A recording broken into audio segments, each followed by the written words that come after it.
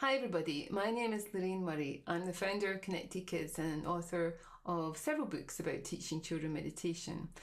And I run a program which is really designed to help adults learn how to share meditation skills with young people from toddlers to teenagers.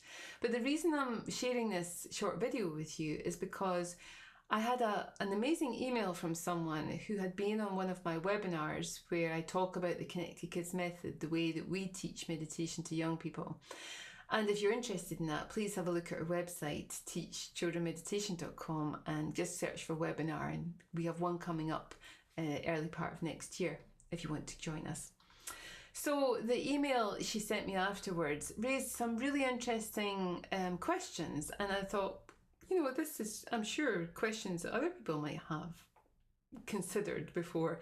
So why don't I just, as well as answer her by email, why don't I do this short video in case someone like you is thinking, I quite like the idea of teaching children meditation, but A, I don't know where to start. B, I'm not quite sure Connected Kids is the right thing for me. And C, would anybody pay me for this? Would anybody help me, actually go out there and earn an income from being a meditation teacher? So that's the kind of condensed version of the long email that I got from this person. And this person had lots of experience with young people. They had worked with them in their career. They were also mother and grandmother. They were based in the USA, and they were just talking about how they'd tried to even do a little bit of kind of questioning in their community about whether people would, want meditation for children. And she had concerns about that, whether that was the right thing to do. Should she just write books about teaching meditation to children? So there was quite a lot of questions in this email. So I wanted to share my answer with you because I think in case it resonates with you, in case it's something that you've been thinking about. So I felt like this person had a yearning to do something like this, to take meditation into young people's lives. And often I think people want to do that because they see their young people struggling, and they often practice meditation themselves and think, oh, why don't my young people meditate? It would be so much better for them because it helps me so much. And that's a great intention.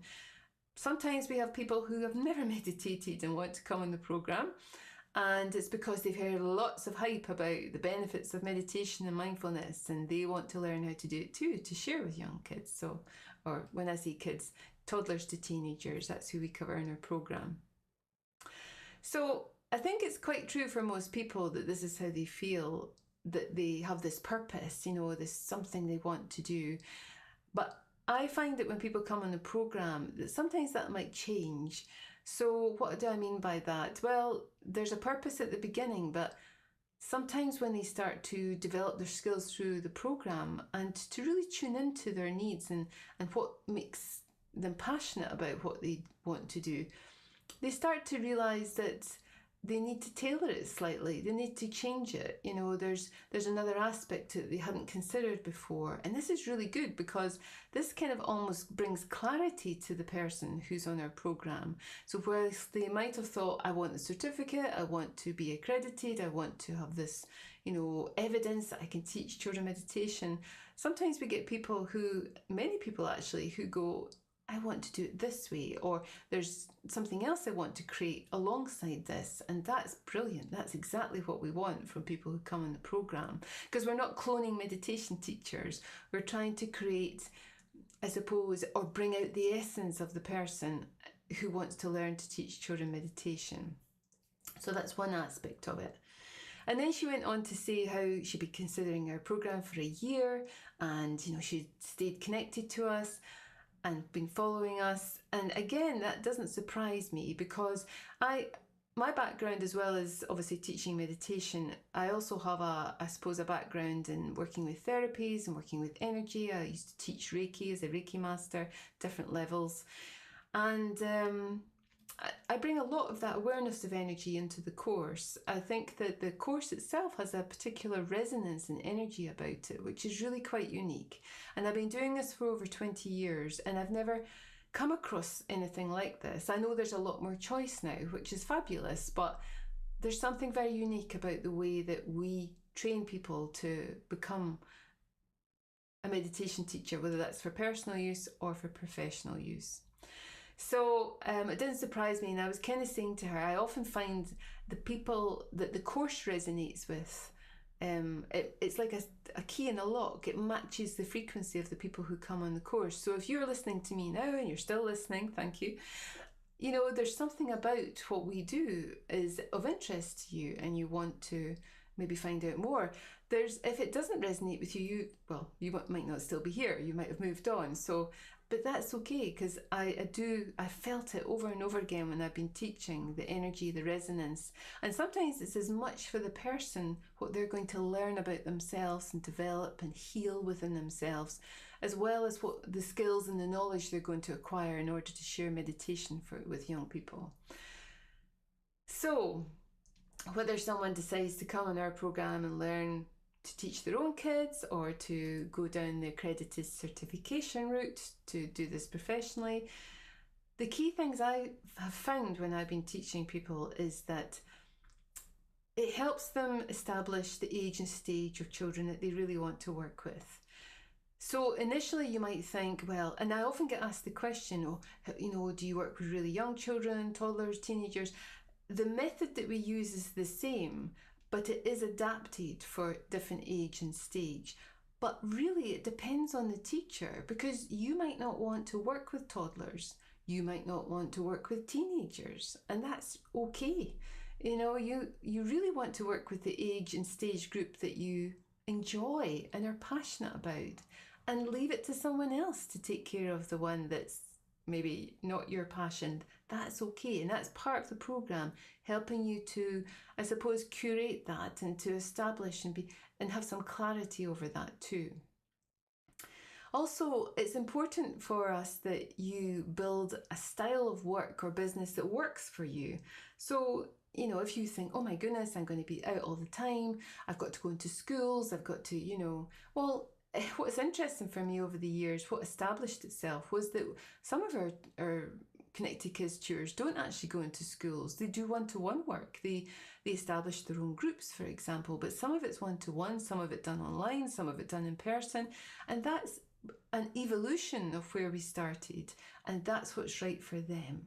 So it wasn't something I anticipated when I originally put the program together, but it evolved into that alongside all the other things. So again, it's about making sure that the style of work and the way you work suits your needs, suits your lifestyle, suits what you can accommodate, because otherwise you won't be able to sustain it, and that's such a pity if you can't actually sustain it. So we really want you to sustain it, because then ultimately you teach children these amazing skills. So that's the essence of why we do what we do. Now, the other aspect which is interesting is that you have doubts and fears about whether you can do this, whether there's a demand for this, whether people want this, whether people would pay for this. And I think that's really normal to feel like that. I think that you have to give some consideration to, how you feel about that, and to how you would take this to someone. What I'm trying to say is that if you think that, oh, there's no market for this, there's nobody wants this, well, that's exactly what you're going to find. Where your attention goes, energy flows. That's a common saying in the Connected Kids program. So it's important to look at those doubts and fears and to give them a hug and embrace them and say, yeah, this is really normal that I'm feeling like this. But then to move beyond that, because there is a demand and there is a desire for young people to have these skills. We're very aware of the incredible demands on young people's attention spans, their physical health, their mental health, emotional health, and yet, parents and professionals are looking for answers of how to help these young people, and they need people like you to come in and say, well, if I teach them in this particular way, within 3 or 4 sessions you'll see a turnaround in that young person. And I know this because we repeatedly get this evidence presented to us when we assess the person's certification work in order to give them their accreditation. So we see this again and again, that it doesn't take a long time, but it's extremely effective once the person is able to share meditation skills using the Connected Kids method this way. And also what's really important for me is giving people the skills for self-care and to move beyond these doubts and fears. So I've been on a lot of courses throughout my career where sometimes I feel like it's once the content of the course is over, that's it. And I don't really feel that confident about taking it out, even though I've qualified because I have a certificate. So I embrace that with our members to give them the skills so that they can continue to work on those doubts and fears and to build their confidence and clarity of where it is that they want to go with this. And each person is individual, so we're not cloning meditation teachers here. I mean, we do have a register of those that want to be listed on our website, but not everybody does, and that's okay. And some people will want to work in a particular way, and we fully support them in that sense. But it is about making sure the person doesn't just come to a stop sign after they got a certification and not knowing where to go. We really want them to have the skills to carve their own path with this, because that's going to be the strongest path for them in terms of their future. She talked about how she tried to present the information to someone about teaching meditation in her community, and she was kind of met with a brick wall over that. And again, I think that's down to how we present what we do. So the way, if you use words like meditation with someone who doesn't even know what meditation is or doesn't understand it or has a particular wrong belief about it, then it's going to be difficult for them to accept what you're saying. But if you use language that they can relate to, if you're talking about the key benefits of meditation without even mentioning meditation, then that's enough for them to relate to in order for them to then engage with what it is that you're asking about. And so that's what I was trying to say to her, that sometimes it's about the way we express it. Sometimes it's our own fears that we're projecting onto other people because we think there's no demand for it, we think there's resistance to it. And that's my energy background that usually comes in with what I teach our members, so that they can move beyond those self-limiting beliefs that they have about the future of teaching meditation professionally. So my biggest thing for you after listening to this is to go, is it right for me, Connected Kids, or teaching meditation to young people? And if you're not sure, if there's fear and doubt coming up, sit in your own meditation practice. Ask yourself, or be very aware of the fears and doubts that are coming up, and give them a hug, mentally and emotionally. Just hug them and accept them exactly as they are. Because when we do that, we become less tight with finding the answer. We loosen up a little bit, energetically and mentally speaking. It's like we've opened a window and a tiny little bit of light gets to come in. And that little bit of light might be an inspirational moment that will help you make a decision about moving forward on your path. So I hope this has been helpful. Thank you so much for listening to me, and reach out to teachchildrenmeditation.com if you would like any more information about what we do. Thank you so much. Have a great day.